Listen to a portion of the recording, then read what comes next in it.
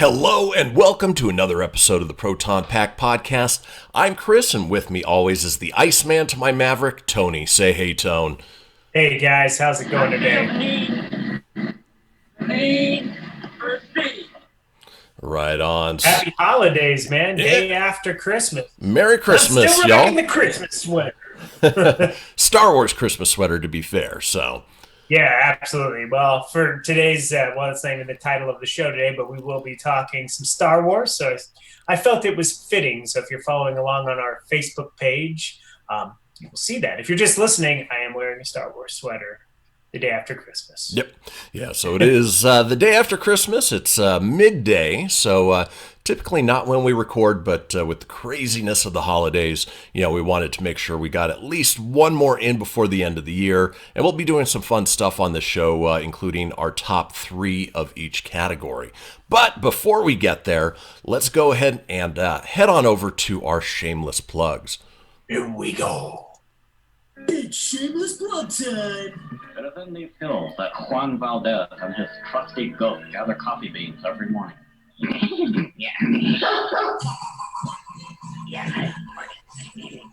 Money's cool. Money's cool. Money's always cool. Yep. So the first shameless plug is the one we do every week, which is my dog rescue nonprofit, Rough Riders. We pull dogs from outlying, the rural shelters out. Nevada's a big state with really only 2 metropolitan areas, and so what we do is we go out to the little outlying towns where. The shelters there are not no-kill. We pull them, we bring them back, and we work with our local shelters and rescues to find them homes, give them a second chance at life. Now, being that today is December 26th, we've got a little less than a week to go in the year. If you want to donate and still get that tax-deductible donation for this year, there's still time. So head over to roughriders.org, scroll down on the page, or you can go directly to our PayPal page, which is paypal.me/roughriderssaves, and go ahead and make a donation. All of the money goes directly to saving the dogs, helping more dogs out at any given time, and we are still raising money for our van transport fleet, looking at getting 2 commercial vans upgraded with kennels, looking at raising $75,000 total, and we have the wonderful sponsorship of Tito's Handmade Vodka that they're going to match the next $10,000 we raise. So that's $20,000 in the blink of an eye once we get to that point. So head on over roughriders.org or check us out on Facebook or Instagram, Rough Riders Saves. Tony, you do a weekly pop culture radio show with our good friend Jimmy Jones down in Carson City. Go ahead and tell us a little bit more about that. Yeah, so Jimmy hosts a show called Pop Culture Kaboom. He covers everything from cons, TV, comic books, action figures, movies, to books, to novels, all kinds of stuff. It's the tagline is everything you want, everything you need. Jimmy Jones will deliver to you on Pop Culture Kaboom. You can check us out Sunday evenings, 7 to 9 p.m. Pacific time. I join him for the movie segment at 8:40 p.m. typically, and I'll be the guest this Sunday. I will be actually the entire guest, so I'll be the whole last hour. Yeah. So I'll be on there live from the Fort Collins studio here in Colorado, but nonetheless, I'll be there. So check it out, 95.1 KNVC, Carson City Community Radio. There'll be a link we will share. Feel free to join us, and we'll be talking end-of-the-year reviews, Star Wars Rise of Skywalker. Talk some more of that, and that's the shameless plug of the week for that one. So tune in. Now, speaking of Pop Culture Kaboom, Jimmy and I have been talking a little bit, and for those of you that don't know, I am the Chief Engineer and VP of Operations for a local media production company, radio station. We're doing podcast production and podcast network called America Matters Media. And so we've started talking with Jimmy about trying to get him over to our side, to the dark side, whether that means syndicating from where he's at or making the leap altogether. We will see, but we've at least started the conversation, and it would be awesome to have him as part of that.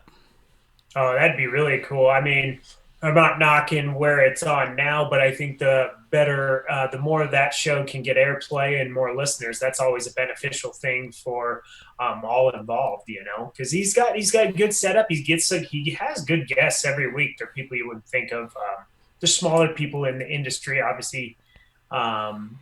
He had one of the writers for Iron Man on there at one time, so I think that was his biggest one so far. But still, very cool guest. Gives you a little behind the scenes look at how the industry works. And so very, very cool. All right, let's get into our first segment of the show, as we do every week, and we're talking TV.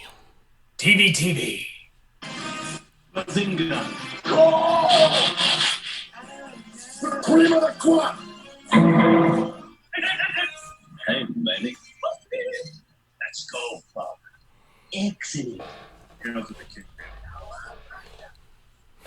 kid. And Tony, actually, if you have those individual audio clips, when I've got some downtime over at the studio, I'll start putting together some, super high quality versions of those intros. That way we've got them fresh for 2020. Okay, sounds good. We'll work on that. I was just thinking it's probably time going into the new year. Maybe we'll refresh some of these intros. They are fun though. But, definitely. And I also have some ideas for things that will add to the show as well. Tony and I'll talk about those later. But in the meantime, let's talk TV. So we reported probably two and a half months ago that Kevin Smith had talked about a secret project he was involved with that people were really excited about. He was really excited about. And then it was revealed that he was going to be creating and producing a brand new version of He-Man and the Masters of the Universe for Netflix. And it'll be a continuation. Is it going to stop this cheesy intro? I think it should shut off in a second, maybe. I don't think it will. Where he comes out and he talks to the camera. Hey, man. I'm Prince Adam. Yeah. It was cheesy for its time, but I mean, no, it's cheesy for now. For its time, it was actually fantastic. Right.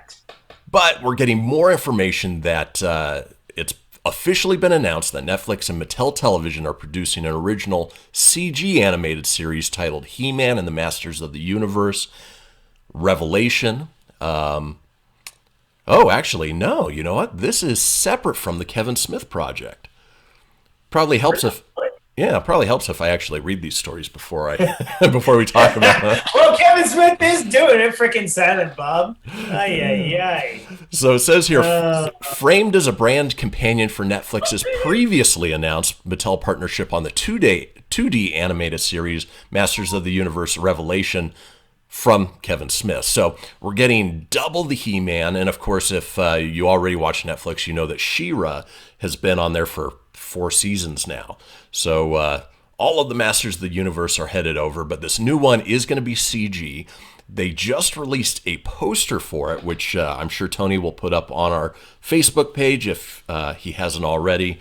And for those of you who want to check it out, head over to facebook.com/Proton Pack Podcast. Oh, the Proton Pack Podcast, huh? You'd be watching it now. Yep. Any thoughts on having a separate He-Man series next to the one that Kevin Smith is doing? Yeah, I think it's kind of confusing. I think it's awesome. On one hand, it's really cool that He-Man and the Masters of the Universe are back. Obviously, that's something you and I grew up on as kids, and as well as my uncle Steve, man. He's huge. He's super excited about it.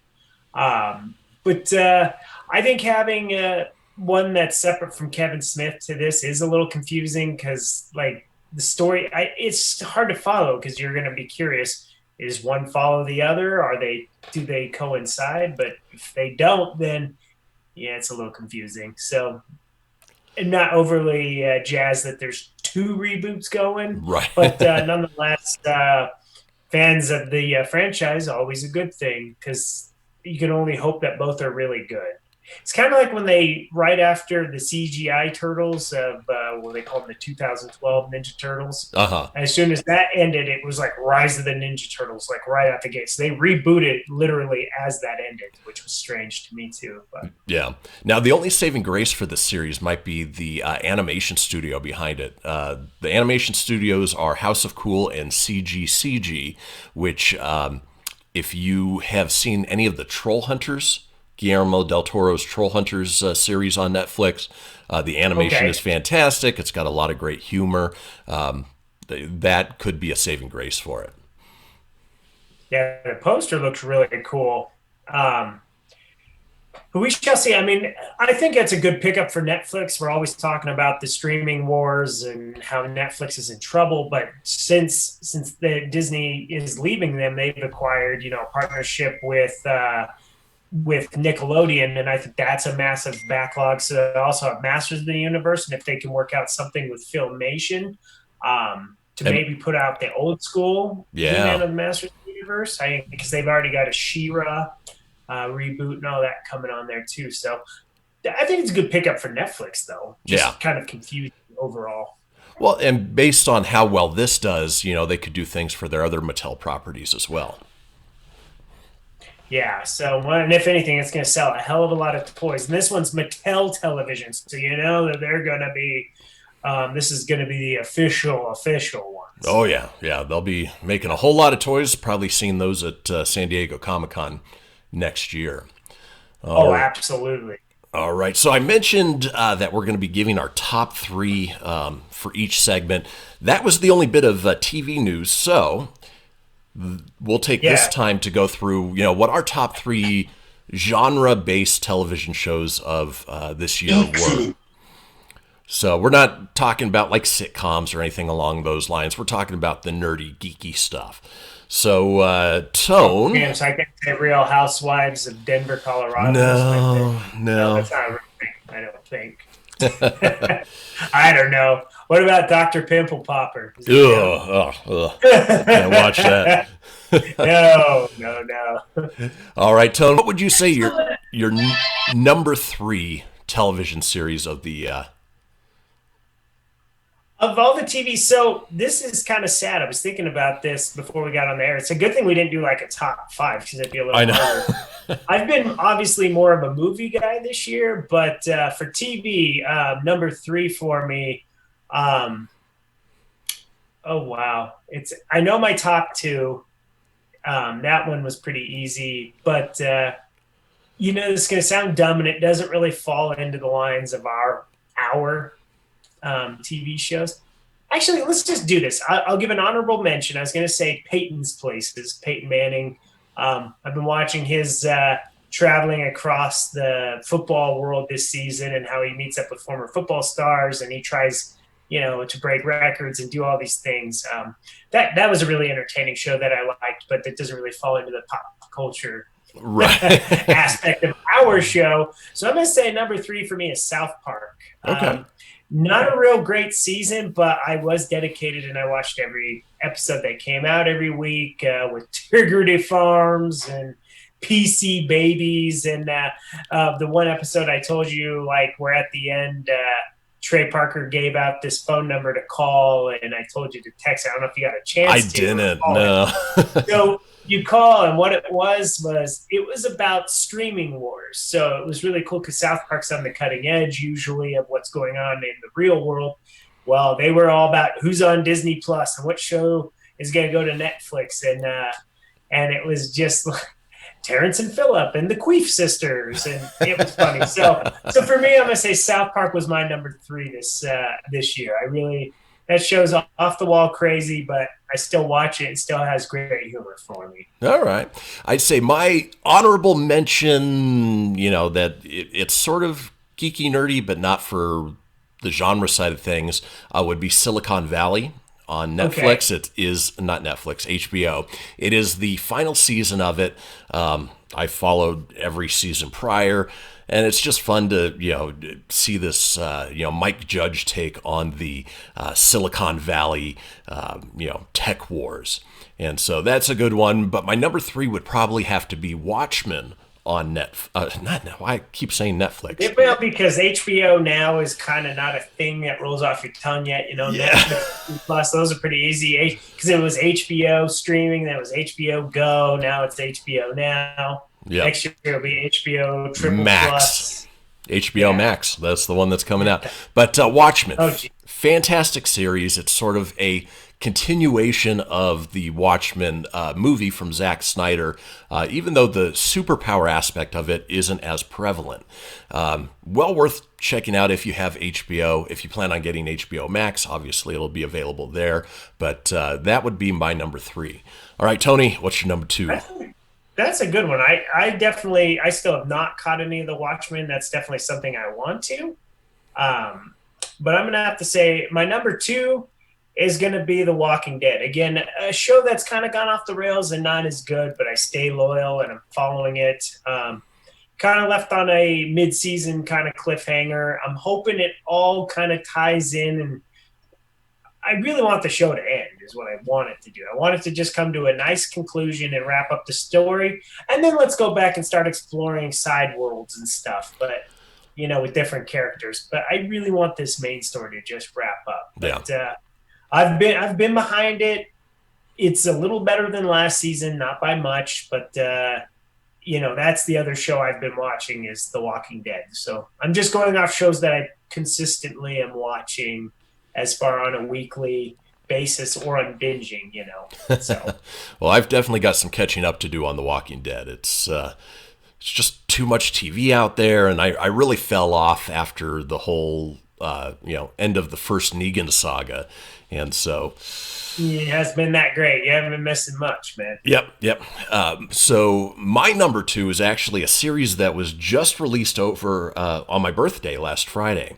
And I'm talking about The Witcher on Netflix. Oh, cool. Yeah, I don't know if you've had a chance to check it out yet, Tone. The production value is great. The acting is very good. Henry Cavill is very enjoyable. The storyline is hard to follow. Very hard to follow. We just finished watching episode 4. And by episode 4, everything starts to make sense. But episodes 1, 2, and 3, just watch it, take it at face value, try to understand what's going on, but know that you're not supposed to know what's happening quite yet. Gotcha. So it's one of those, invest in the time, you'll be rewarded. Don't give up on it so easy. Yeah. If you get to the second episode and are just frustrated that you have no idea what's going on, it's kind of the point. So just stick with it. By episode 4, things start coming together a little bit. But regardless of the way the story is set up, it is a enjoyable show, especially if you're a Game of Thrones fan. It has a lot of the same, sex and nudity and violence and So it's Netflix version of Game of Thrones, basically, based off of a video game, which is also based off of a book series.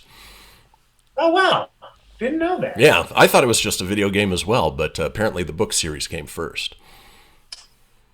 Okay. All right, Tony, down to your number 1, which I have a feeling is the same as my number 1.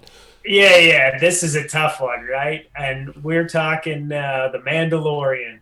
Freaking great show. I got somebody for a Secret Santa got me, or maybe they were a Secret Santa. They were just really nice and got me, but they got me a little Mandalorian pop for Christmas. He's kind of holding up that X-Men comic book in the background. You can see him. He's too small from where it is from the computer screen. But The Mandalorian is just some damn good writing. It's good start. It's set obviously in the Star Wars world. It's literally one of the only things I watch on Disney Plus. And I've actually found myself, I'll watch it, and then the next day I'll go back and watch it again and catch things I missed. So it's one of those rare shows where I can actually go back and rewatch them. And what I like about the way they do it is they didn't give me every episode. It's just like watching it on TV. It's weekly. You have to wait until next week. Yeah. If you're listening to the show, odds are you guys watch it too, so you totally get it. But yeah, hands down, one of my favorite shows that's out there currently, and that's The Mandalorian. Yeah. And what are we up to? Episode 7 now? 7, yeah. It was the big cliffhanger episode, and this Friday's the season finale of The Mandalorian. They'll wrap up with episode 8 and chapter 8 of this, and then fingers crossed we get a season 2. Well, we know we're getting a season 2. The question is when. Okay. When? Yeah, But I agree. Mandalorian's my number 1. The first episode was highly enjoyable. The second one was a little slow, and I was worried that they were going to go the Walking Dead route in, slow walking some of the story just to fill time. But from chapter 2 on, basically chapter 3, it really takes off. There's a overarching story, and it's got this sort of Mandalorian and a little baby, 3 men and a little baby, adventures in babysitting. Type I was vibe. just gonna say, there was a throwaway episode in the middle there. I think it was episode 6 or chapter 6, the one where they had the guy from Sons of Anarchy. Right.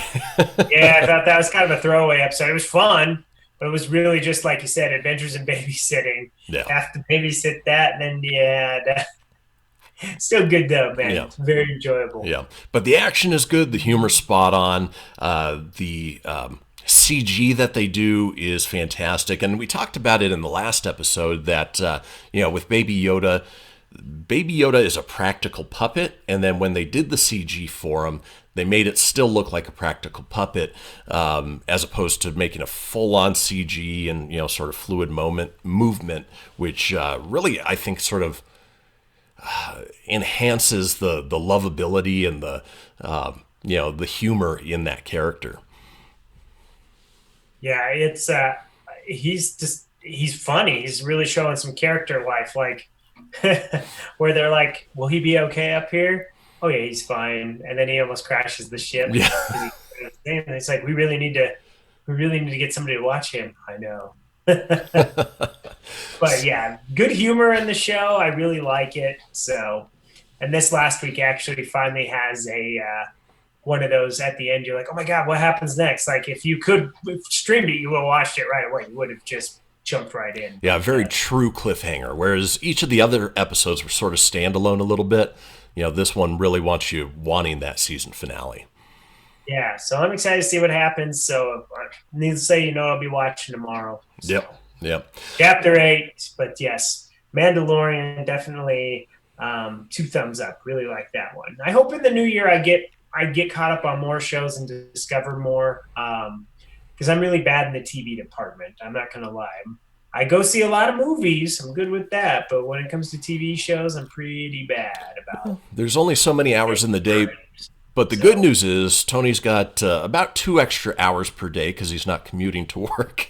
Yeah, we got that. I actually get 1 because now I took that promotion, so I'm there that extra hour. But nonetheless, less driving and more time to relax and actually unwind. Yeah.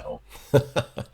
All right, that does it for TV. Let's go ahead and hit the music there, Tone, for the weekend box office report.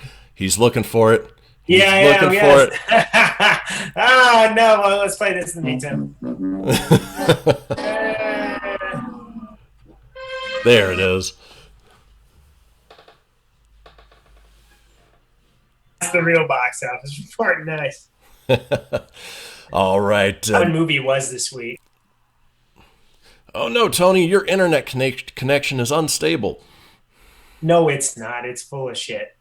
It's full of... Oh, well. The beep didn't go off. There's the one. There's the one. There's PG-13 for a reason. There's the delayed beep. All right. All right, so number 1 at the box office, absolutely no surprise. We're talking about Star Big Wars. Surprise! The Who would have Rise thought Uncut Gems was the number 1 movie? Oh, good for you. All right, Rise of Skywalker opened with an estimated $175.5 million. Had a $90 million opening day with a $40 million Thursday night preview.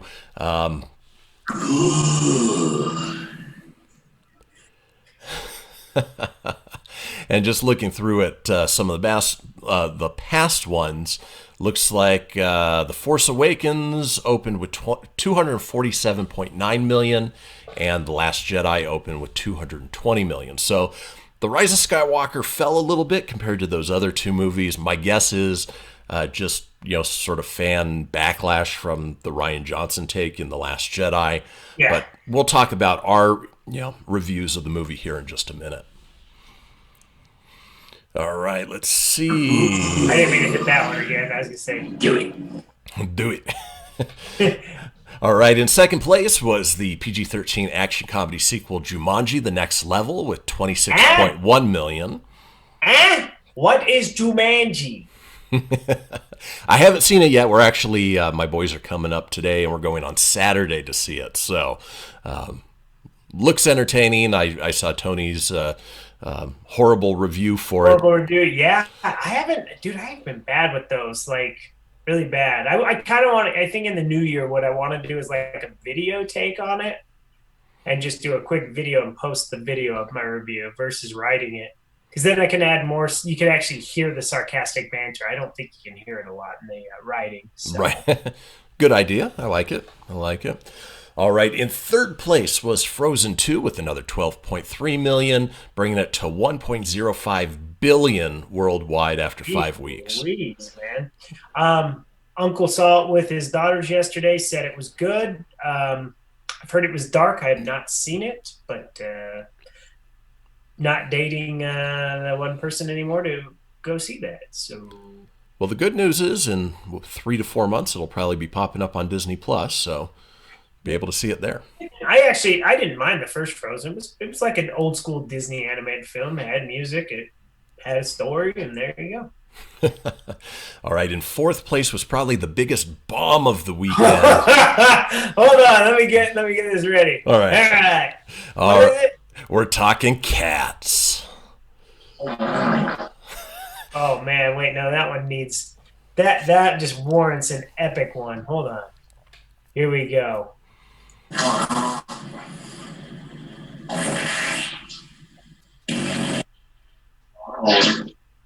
you go. That was called the nuclear fart button there. There you go. It definitely warrants it.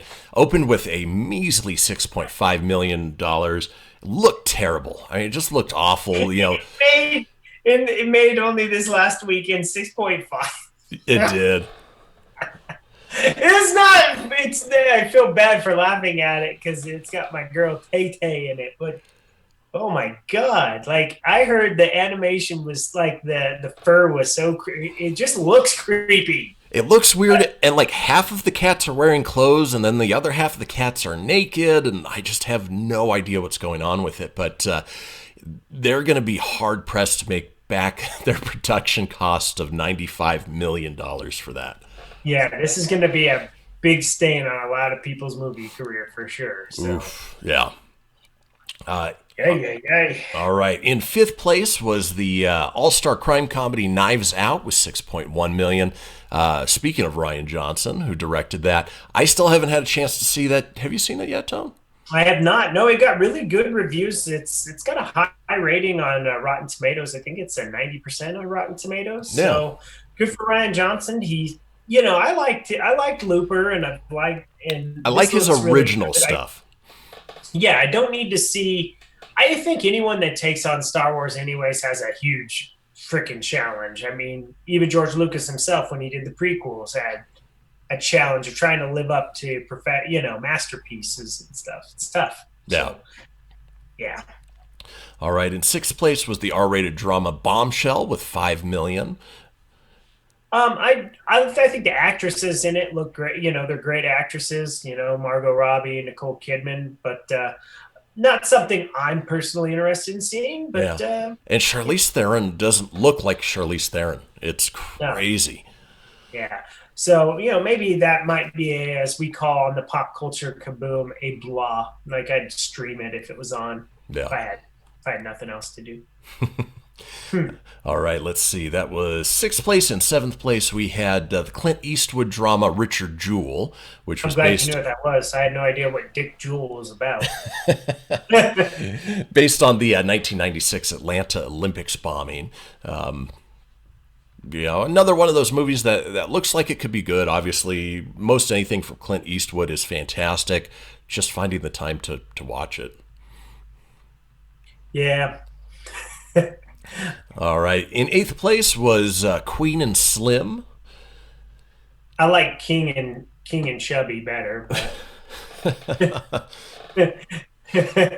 no, I mean it's got that one actor and that one actress, Yeah. from that movie, another movie, yeah. Dang it. I've seen previews for it. It looks like a modern day Bonnie and Clyde kind of flicks. Yeah, for the most part. Yeah. All right, in 9th place was the remake of Black Christmas. It was a PG-13 remake, which is sort of disappointing for a movie like that. I mean, if you ever watch the original, it's full-out gore, deserves an R rating.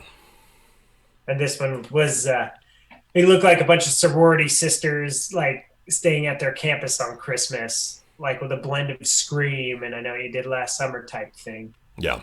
Yeah. And then closing out the top 10, hanging in there was James Mangold's Ford versus Ferrari with another $1.8 million.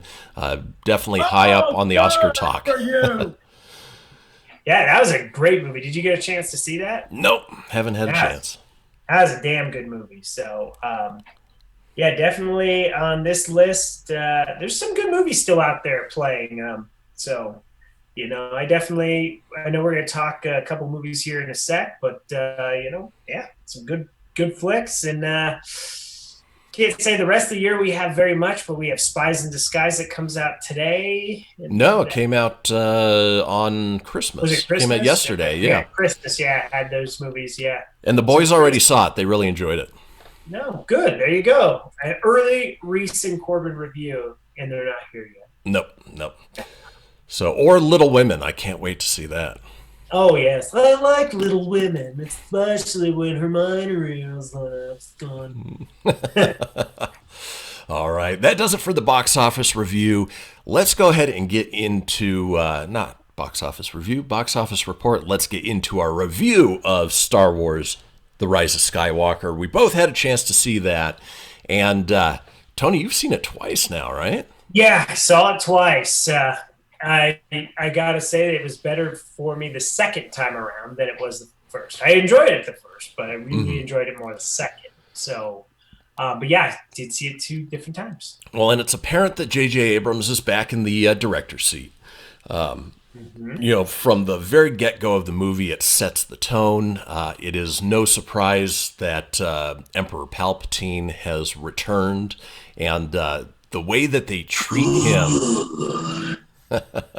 the way they treat him and his character and how he's essentially been pulling the strings all this time, I think they did excellently. I think that it had a little bit of a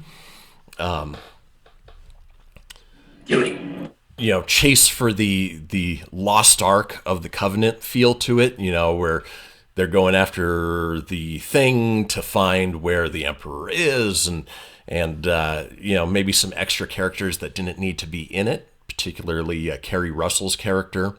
Yeah, they should have saved her for like a Disney TV show, because I mean her character I think has the potential to be cool, and little Babu Frick, yeah, like he's awesome, but it didn't need to be introduced in the Skywalker saga at all. No. I mean, I get it. It's a marketing ploy. They're going to want to sell some stuff, but those 2 characters deserve better because they had the potential to be something, and it just, unfortunately, they were just there. Yeah, Babu was his team. He was pretty funny, yeah. They introduced a new droid, which they didn't necessarily need, even though he was, a little funny, a little comic relief. But, I think if they really stuck with the BB-8, focus... that would have been a good way to go. Yeah, do you ever kind of feel like these new trilogy, poor R2 just kind of took the back seat? Oh, totally.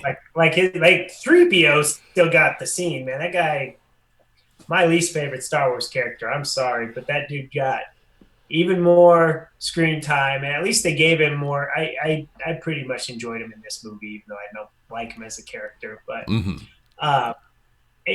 but I liked R2. I've always liked R2, and a little bummer to see he's just kind of a real side character over here. And BB-8 rocks, and Dio was this new little guy, and he was funny. He was like a hyper little like if I was a little droid, I'd probably be Dio, like run around in circles. No, thank you. No, thank you.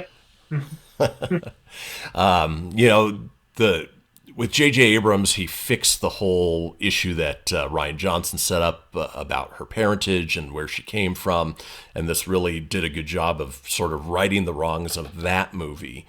Do you feel like this is where they were really going with the whole time, or this was just kind of like, do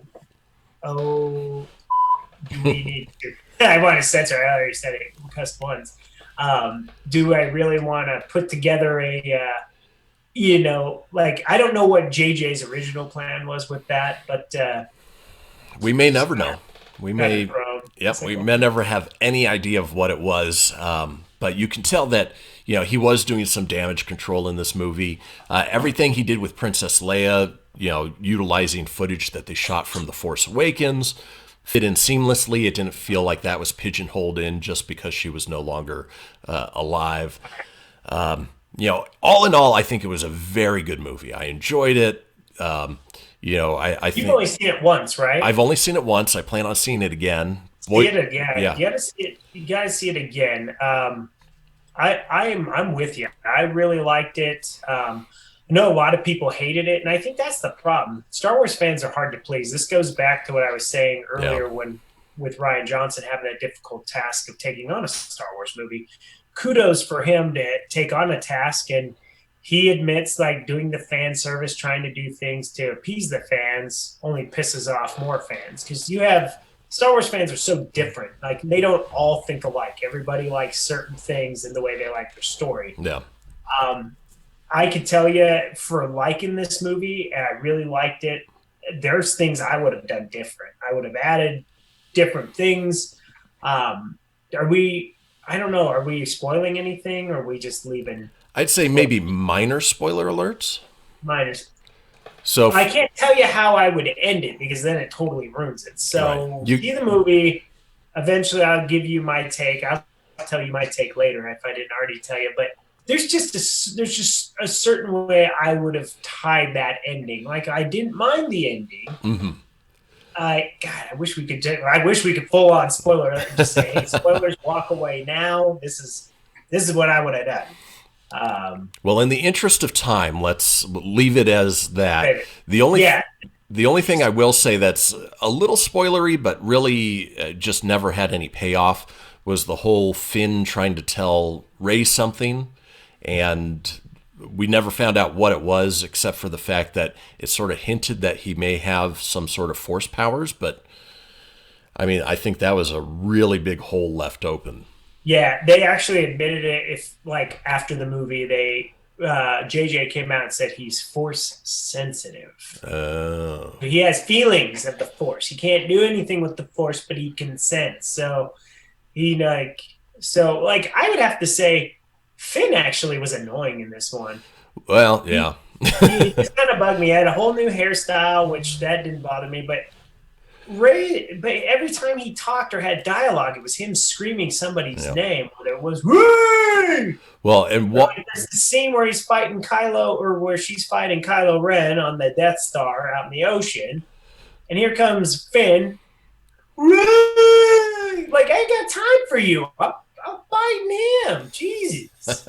So I thought he was like this version of Rose, and I kind of liked how Rose was kind of a side character. Poor Rose. Well, Rose was she had a desk job in this movie. And she's there, but she really didn't have much to do. And they tried to introduce a sort of a love interest for Finn as well, who was a former, stormtrooper, and they could have done without that whole thing as well. I gotta say too, with the Star Wars, this whole new trilogy, they effed up the whole love triangle. I don't know who in the hell was in love with who, because in the first one, I got the vibe that Finn had the hots for Rey. Yeah. Then we go into the second one, and then it's more that Rose has the hots for Finn, and you think that you can still tell Finn had the hots. Actually, in all movies, I think Finn has always had the hots for Rey.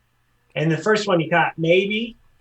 But in the second one, it was more so, Rose and him had the love interest. That was about it. And then in the third one, they introduced a new character that totally is all about Finn, and turns out she was a stormtrooper like he was, and they rebelled against the New Order. Yep.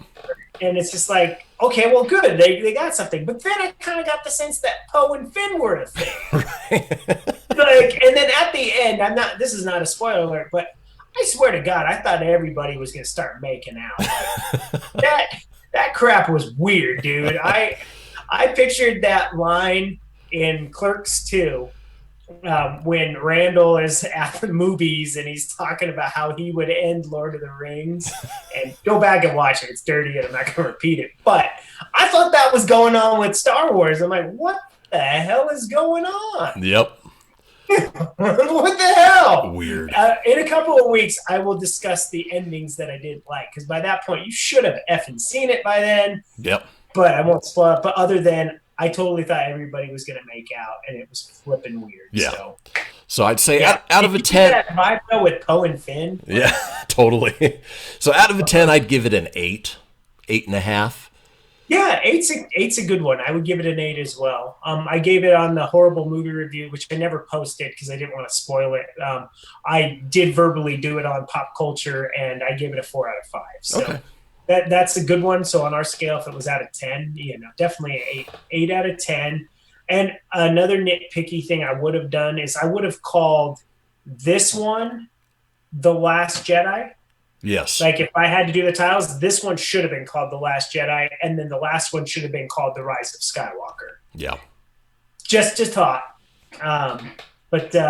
Again, just being nitpicky. If you take all that out, I enjoyed the story. I liked it. One more nitpick, and then we can move on. I know time's starting to be a thing. Yep. I would have liked a little explanation on where the hell or how in the hell Palpatine survived. They kind of just rush into that. They don't really tell you. Yeah. Yeah. He's just there.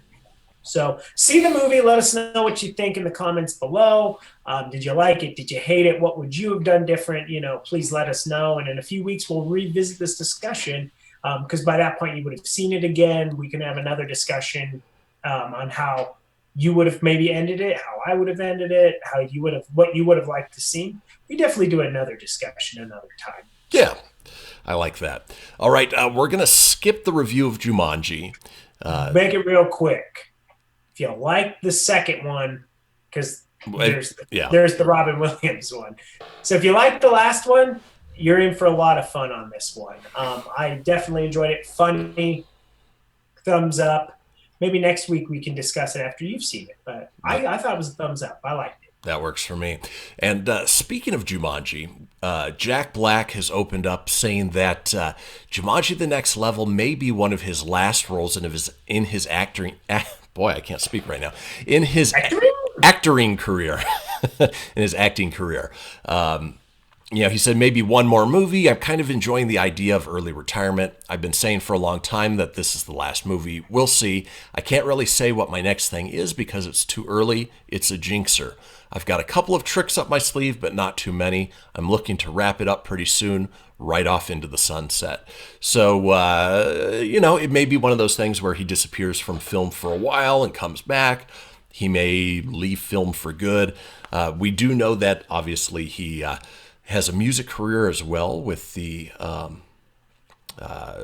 Tenacious D, him and Kyle Gass. But all in all, I think he's been a fantastic actor over the years. I'm going to go see Jumanji: The Next Level here soon, in the next couple days. But, it'll be sad to see him go if this truly is the last of what he does. Yeah. I always say never. Money talks. People always come out of retirement and always do things. They get bored.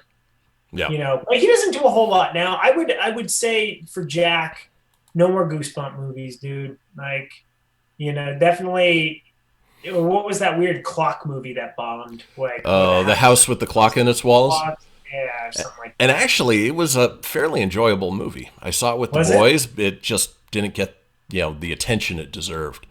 Yeah, he's great in Jumanji though, so you guys will see. It's a good movie. Cool. All right, Tony, real quick, looking at the time, how much time do you have left before we need to sign off? About 20 minutes. 20 minutes, right? I'd say about 15 minutes or so. Okay. All right, let's, I think we can power through the rest of these. Yeah. So that's what we did, right? What, the top 3? Yeah. No, that was going to be towards the end of the movie segment. Oh, gotcha. Oh, well, let's save, let's talk about our Corey Taylor one for the next episode. Okay. All right. So we can power through these others. We'll make them we'll call it snippets. There you go. All right. Fans of the Lego Movie know that the Lego Movie was produced by Warner Brothers. Well, it looks like Universal is reportedly in talks to obtain the Lego Movie rights, which would obviously switch it over. We'd probably see no more Batman in there, considering that's owned by Warner Brothers and DC. And it'd be interesting to see what they would do, with some of the new rights that they'd have under their belt, namely Jurassic Park, Back to the Future, how they would incorporate those in. My feeling is that if they keep the same creative team, same writers, same actors, it could be fairly seamless, but, time will only tell. Yeah, I think, like you said, I could almost see it if it goes over to Universal. You can kind of forget about the animation style that it goes through now, because that's something Warner Brothers runs. I would say Illumination would probably take it on and be something along the Illumination side of things. I don't think it would be a bad thing, but like you said, it would kill off the Emmett and all that stuff. But I mean, if you're Lego, it's a smart business move to do that. I think Universal has the window to get you a little more. But then again, Warner Brothers and Universal could work out something, as they do. They have Harry Potter Land at Universal and stuff. So while they don't own movie rights or anything, they did bring the Harry Potter world to their studios. So for Universal, it's a no-brainer to have another popular franchise like that under their belt. So. But I like your idea of incorporating Back to the Future, Jurassic Park. So all very good things. So, and like I said, if they can work out a thing like a Sony and Marvel kind of deal, it could work. Yeah. So if there's more information that comes out on that, we will let you guys know. But at this point, it's just talk. Just talky talk. Yep. All right, moving on. Bill and Ted Face the Music. We're getting our first images from that movie. Excellent! Basically, Bill and Ted 3, we know that it was officially announced in May 2018, began filming last July, and is now expected out on August 21st of 2020. Obviously follows Bill and Ted and Death, and then their kids as they grow up now. I know Tony will be posting some of those pictures when he gets a chance, but in addition to Keanu Reeves and Alex Winter reprising their roles, you have William Sadler coming back as Death, and then he looks just the same as he did in Bogus Journey, man. He really does. It's crazy. We've got new actors who played the kids, Bridget Lundy Payne and Samara Weaving playing Billy and Thea, who are Ted and Bill's daughters, respectively, and Scott... Billy and Thea. Yeah. Original. Theodore and... And actually, that's spot on for the humor for this movie. Yeah, that's good stuff. And when she said that, I was like, well, that's fitting. Yep. And then you have Scott Mescudi, who is Kid Cudi, I guess a rapper, who is in the movie as well. Don't know much beyond that, but like I said, Tony will be posting those first look pictures, and I can't wait to see it for one. Oh, man. 2020 will be the year. Well, it's going to be a good year for Keanu Reeves, man. Definitely. He's got John Wick 4 and Matrix 4 coming out the same day, which is nuts. Let's just hope Bill and Ted does not open at the same time as that. Yep. That's triple Keanu. Great for him, but Bill and Ted would not do well against those other two franchises. But awesome. Awesome time. If I had a sound clip, it'd be, whoa. All right. Yeah, I'm definitely excited for Bill and Ted to come back, and should be exciting. for us that grew up on it. I think newer, it might even introduce a whole new audience to it, hopefully. Yeah, definitely. All right, and then the final story in our movie news is the new the new Mutants, the New Mutants trailer, which is a movie that was supposed to be released back in. If you're wondering what I'm doing here, it's coming. As the nerd world turns, it's another story of the stupid movie called New Mutants. It's so bad that it will be good. Not done by James Gunn. It was supposed to come out in 2018. We got the first official trailer in October of 2017. It's been pushed around and moved back, and obviously Fox bought Disney, and Disney wasn't sure if they were ever going to release it. Well, we know that Disney is going to give it a theatrical release. That'll be April 3rd, 2020, and it'll get its new trailer in January, according to its director, Josh Boone. Now, Bloody Disgusting reporter Bill Sienkiewicz, who's also an illustrator for the New Mutants, actually shared that he's seen parts of the new trailer and implied that it was quite good, saying that the execution of a Marvel film along with the necessary horror elements really work. So it'll be very much a standalone. Don't expect it to be part of the MCU or even necessarily part of the previous X-Men Fox franchises. Don't even expect a sequel from this thing. No, not at all. But we're getting closer to an actual release for it. Yeah, I'll believe it when I see it. It might be like Guns N' Roses' Chinese Democracy. Oh, God. So for those who don't know, that was an album that was supposed to come out. When it finally came out, no one gave a crap, but it was super bad. So. Yep, it was terrible. All right, Tone, so with our last few minutes, I think maybe we'll skip video game stuff. And we'll just do video games for next week. We'll do our top 3 movies and then call it a day.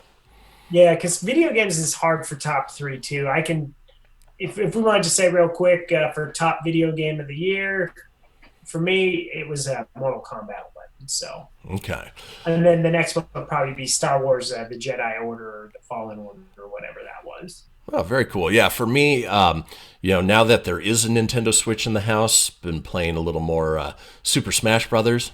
Fantastic game, Super Smash Brothers Ultimate. I'm looking forward to exploring more of the Nintendo Switch games. Next to that, really the only other game I've played is Mario Kart World Tour on iOS.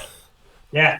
Wow. Yeah. Well, I forgot to after I said that those were my games. Like Luigi's Mansion was excellent, and Marvel Ultimate Alliance 3. So yeah, there was a lot of good games. Crap. Maybe we'll have to put a more detailed one, but those are off the top of my head that were really good games. Yeah, we'll dive deeper into it later. But yeah, dive deeper, dog. Let's do our top 3 movie-wise. Tony, go ahead and hit them with your number movies.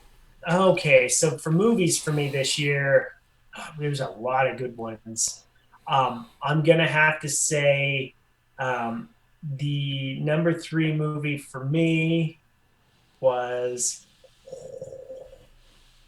you can tell I didn't write these down. I know my top one, and then the second one. Here, I'll get started with my number 3. You do that, and I got those 2. All right. Mine probably became a top 3 because I just went back and rewatched it, and I'm talking John Wick Parabellum. That was just a fun action movie. Slightly different take because of a new director from the first 2 John Wick movies, but just nonstop action from the beginning to the end. It was a lot of fun. You don't expect a whole lot from Keanu Reeves aside from the action, but they did a great job sort of continuing the story and obviously setting up for the next one, which comes out next year.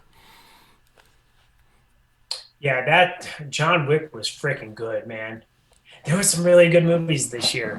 I'm going to go with Star Wars Rise of the Skywalker for my third one. It was highly anticipated. It was fantastic. I really enjoyed it. It was definitely one I've seen twice in theaters. Usually if I see a movie a couple times in theaters, it's because I really liked it. So my third one will be Star Wars Rise of Skywalker. And that's actually my number 2. And it's funny because, obviously when we did our review earlier, there were a few gripes that we had for it. But even through those gripes, it was still an excellent movie. It was a lot of fun. It did a good job of wrapping up the entire Skywalker saga. And, definitely am thrilled that, J.J. Abrams got back into the director's seat, steered it in the direction it needed to go, and, took it to a place that I'm satisfied closing out, that last 40 some odd years. Yeah, it was such a good movie. I would say the next movie for me, my number 2 this year, was probably Spider-Man: Far From Home. Really enjoyable, good Spider-Man flick. It was the end of the whole Marvel Infinity Saga. It was the last chapter.